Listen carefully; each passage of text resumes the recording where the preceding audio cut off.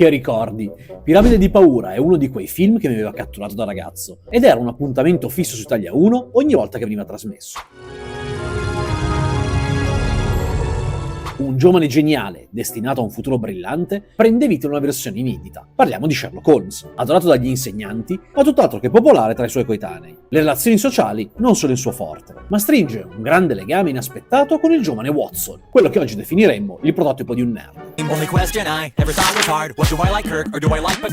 Insieme questi due emarginati iniziano a notare uno schema che collega misteriosi omicidi in città, qualcosa che sfugge a tutti quanti gli altri, ma non al futuro investigatore più famoso di sempre. Questo film racconta i primi passi del noto personaggio di Sir Arthur Conan Doyle, il momento in cui ha scelto la sua strada, la passione per le pipe e quell'incredibile intuito che lo rende unico. La regia è di Barry Levinson, regista di Rain Man e Good Morning Vietnam, per dirne un paio, ma si nascondono giganti del cinema come Steven Spielberg e Chris Columbus nella produzione. Infatti, alcune scene d'azione e l'atmosfera avventurosa richiamano il meglio dello spirito di Indiana Jones. Con un rispettabile 6.8 su IMDb, Piramide di paura merita anche un posto nella storia per un primato speciale. È stato il primo film a includere un personaggio interamente realizzato in CGI.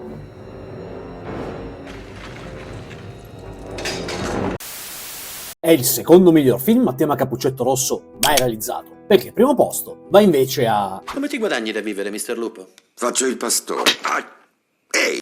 Tanto vale che confessi, gli ho raccontato tutto. Me la tenete lontana, per favore? Contando però che siamo nel 1984 e che c'è una stupenda contaminazione horror, In compagnia dei lupi arriva poco dopo. Una bambina si addormenta nella casa in campagna e sogna una vita tranquilla con tutta la sua famiglia, in un magico mondo medievale. Tuttavia una tragedia li scuote quando la sorella viene uccisa dai lupi all'interno del bosco. È così costretta ad andare a vivere con la sua nonnina, che di mestiere faceva la serial killer in quel di Cabot Cove. La cara vecchina le insegna a non abbandonare mai il sentiero all'interno del bosco, a non mangiare mai una mela caduta e a non fidarsi in nessun modo di un uomo con le sopracciglia che si congiungono. E vabbè, povero Elio però. Se non si è capito, l'importante è non fidarsi mai delle persone in generale, perché potrebbero essere dei lupi con il pelo dentro la pelle anziché fuori.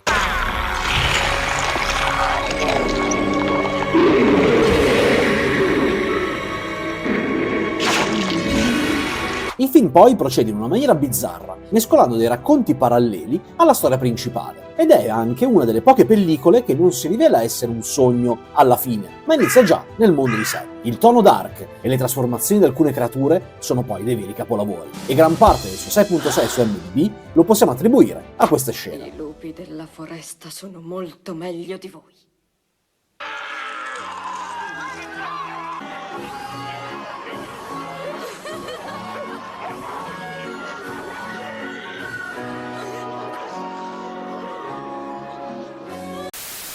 Eric non ha gli stessi gusti degli altri vichinghi, è diverso, ha altre passioni.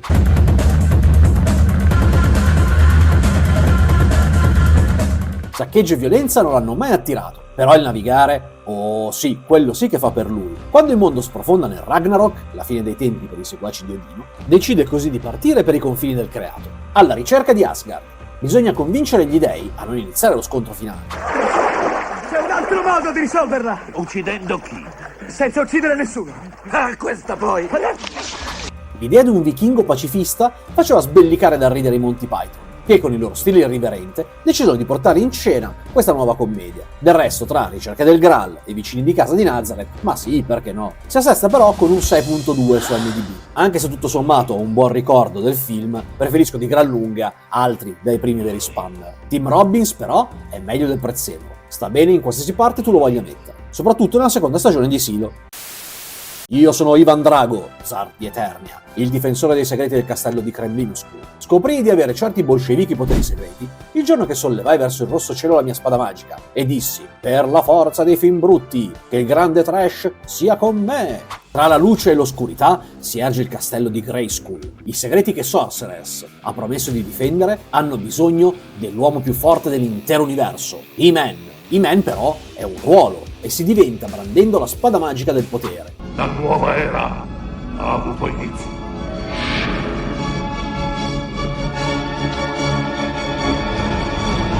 E chi meglio di Dolph per indossare il più famoso caschetto biondo della nostra infanzia? Nonostante gli epici presupposti, un protagonista che amo e uno scheletro che tutto sommato aveva anche un po' di carisma, il film Nuggets è una cagata fotonica. Nello scontro tra le forze di Skeletor e di Eternia, una chiave in grado di aprire portali viene persa sul nostro pianeta. Quindi perché non mandare tutti i protagonisti del cartone della nostra infanzia sulla Terra alla ricerca dei due teenager che casualmente l'hanno trovata? Nonostante il 5.4 su MDB e il mio invito a non vederlo se non volete soffrire, dovevo però metterlo in lista, anche solo per chi, come me, quando vide quella locandina la prima volta ebbe la sua più grande erezione. No! Non ti lascerò andare!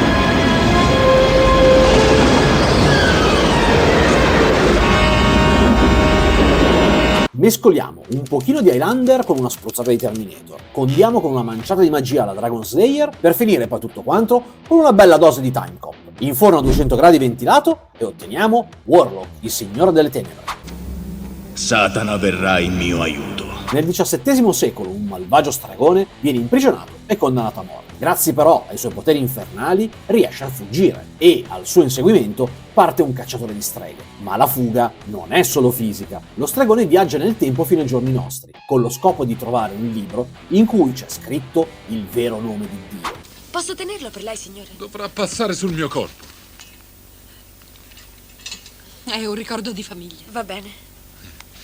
Leggendolo al contrario, il mondo potrà essere decostruito, riavvolto insomma, per la gioia del suo patrono Belzebù o di Padre Pucci. Con un bel 6.2 su MDB, Julien Sands si porta a casa la sua migliore interpretazione di sempre, per la quale è ricordato tuttora. Quel genere di cattivo senza morale, dall'eccezionale carisma, al quale sarebbe difficile dire di no, e in un modo o nell'altro. Se poi vi dico che è stato scritto dallo sceneggiatore di tutti i Riddick, ve l'ho venduto? Io mi ricordo di più del film il gioco che uscì su Sega Mega Drive, che poi mi fece conoscere successivamente invece le pellicole. Ne fecero ben 3 di questi film, ma io non mi spingerei dopo il secondo.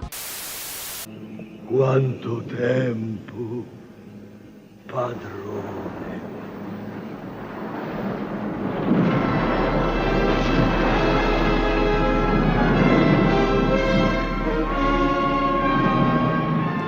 In un periodo in cui al cinema abbiamo in sala Nosferatu, un film su lupi mannari, questo film è la degna ciliegina sulla torta. La fabbrica dei mostri è aperta giù in città e, capitanata da Dracula in persona, vuole liberare tutti i suoi sottoposti da un sigillo arcano che aveva posto Van Helsing 100 anni prima.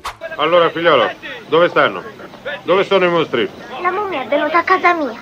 Questo amuleto costringeva Dracula e le sue eterne forze del male a rimanere in scacco. Ci spostiamo così negli anni '80 e in un mix tra i Goonies e il film mai realizzato di Del Toro sui personaggi mostruosi della DC, incontriamo un gruppo di ragazzini appassionati di mostri. Quella notte, ovviamente di luna piena, Dracula, che di nome fa Carletto anziché Vlad e all'anagrafe fa Principe anziché Conte, se c'è la luna piena sai che arrosto vi farò. si porta in città tutti quanti i suoi mostri servitori, composti da Uomo Lupo, la mummia, il mostro della laguna e quello di Frankenstein. La malvagità del loro scopo è assoluto, conquistare il mondo. I ragazzi dovranno così creare una squadra di antimostri per sconfiggerli definitivamente. L'uomo lupo ha le palle. Se vi manca questa perla dal 7 tondo tondo su MDB, fatemi un favore e incamminatevi nel viale dei miei ricordi, perché non rimarrete delusi.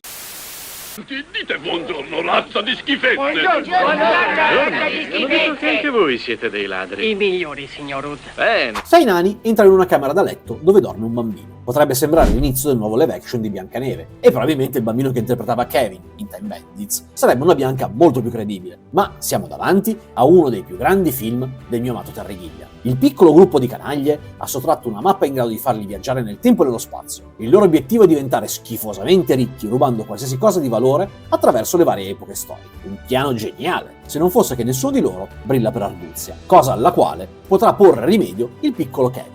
Inseguiti dall'essere supremo a cui hanno rubato la mappa e dal male stesso che con i suoi minion vuole sfruttare il potente artefatto per i loro fini, ci porteranno in varie epoche storiche caratterizzate da grandissimi personaggi. Uno sopra tutti, uno Sean Connery nei panni di Agamennone o di quella di un pompiere. Con 6.9 su MDB è un film che ha definito una generazione intera di sognatori e nonostante gli oltre 40 anni, gli effetti non sono neanche invecchiati così male.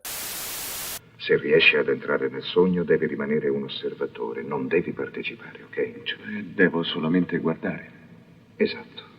Oh, se alla fine non ci metto in ogni mio video almeno un film con Dennis Quaid, non sono contento. Vorrei dirvi che lo faccio apposta, ma la verità è che questo grande attore è presente in moltissimi film di serie B, al quale sono molto affezionato. Alex ha degli enormi poteri telepatici, ma li ha sempre usati solo per i suoi interessi. Li ha spesi per alcol, donne e giochi d'azzardo, e poi il resto li ha sperperati. Riunitosi con il suo vecchio mentore, che aveva per primo notato e sviluppato questi suoi poteri, viene a conoscenza del fatto che ora gestisce dei grandi fondi con lo scopo di curare le malattie derivate dagli incubi. Attraverso la tecnologia e i suoi poteri, dovrà salvare la mente del presidente degli Stati Uniti da quella di un serial killer che è stata inserita al suo interno.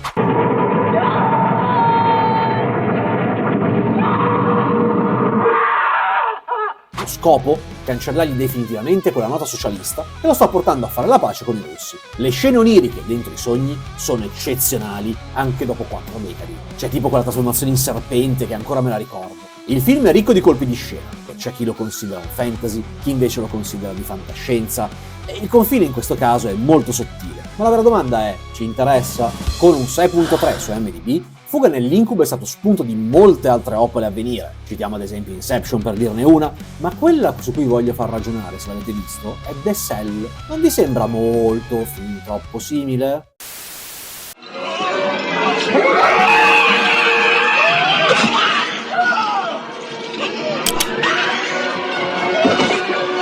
Prima di dirigere Il nome della rosa, Jean-Jacques Annaud realizzò una splendida pellicola con protagonista Ron Perlman. Una tribù di uomini di Neanderthal viene attaccata da un gruppo di uomini dalle fattezze scimmiesche, una sorta di congiunzione con l'Homo erectus.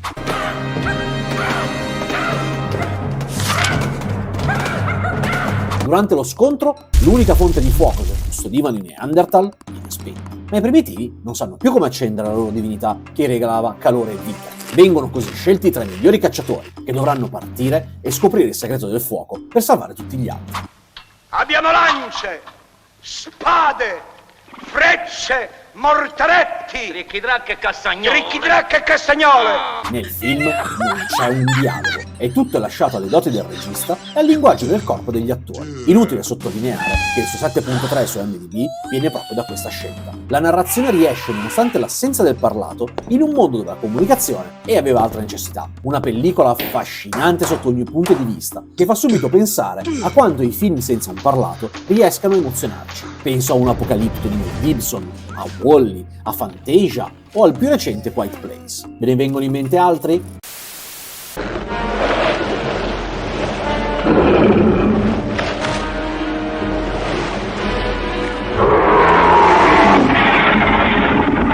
Hollywood non è mai stata clemente nei confronti della mitologia greca classica e neanche di quella egizia. Pochissime pellicole si salvano e Scontro di Titani è la mia preferita e quella alla quale sono più legato. Ancora mi ricordo quando la vedevo in TV con il Kraken che usciva mentre ero a casa dei nonni durante l'estate. Però vabbè, non divaghiamo. Perseo, citando Giobbe e Covatta, è il prediletto dagli dei, da uno almeno. Nato da una principessa rimasta incinta da Zeus stesso, è stato abbandonato in fascia in mare insieme alla madre. Adesso basta, ho deciso.